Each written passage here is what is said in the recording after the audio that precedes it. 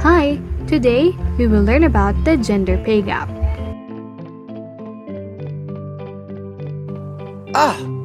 Cloet! Perfecto! Zamadatsu! Shabbat! North! Go! Gender pay gap. Medora Barnes, an associate professor in Department of Sociology and Criminology at John Carroll University, defines gender wage gap in many industrialized countries as a systematic difference between the average wages or salaries of men and of women. And the term second shift describes the labor performed at home in addition to the paid work performed in the formal sector.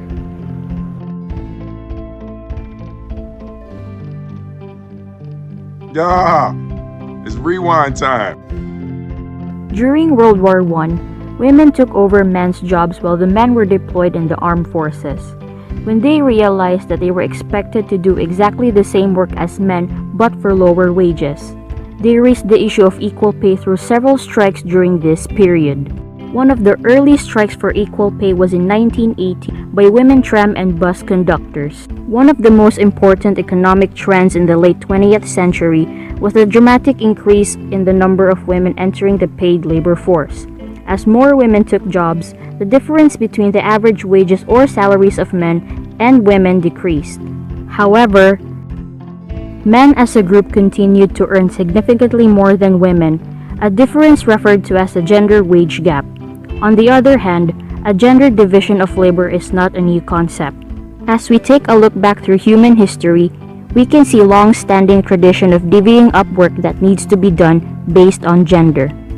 An online research article by Kathleen Verniers and George Wallace states that the issue of gender equality in employment has given rise to numerous policies in advanced industrial countries, all aimed at tackling gender discrimination regarding recruitment, salary, and promotion.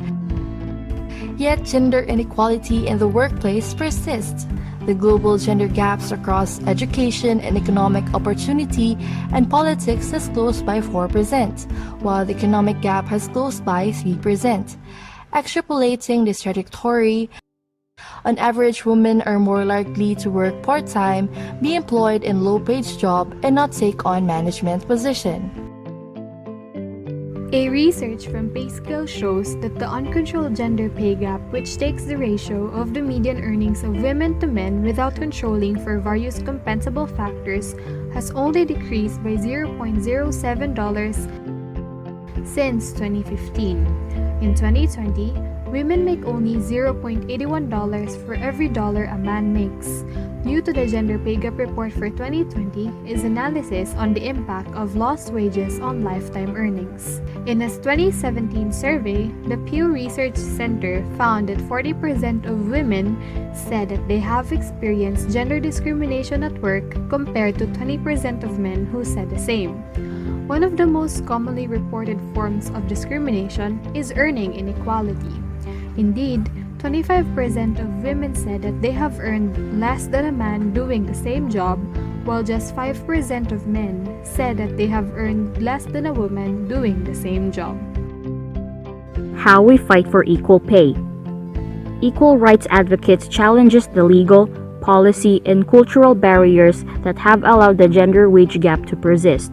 The mission of Equal Pay Today, a project of equal rights advocates, is to eradicate the long-standing gender wage gap impacting the economic security of women and families through an innovative collaboration of national, regional, and state-based women's legal advocacy and worker justice groups.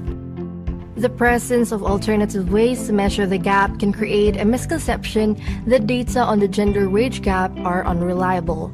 However, the data on the gender wage gap are remarkably clear and unfortunately consistent about the scale of the gap. In simple terms, no matter how you measure it, there is a gap. And different gaps answers different questions.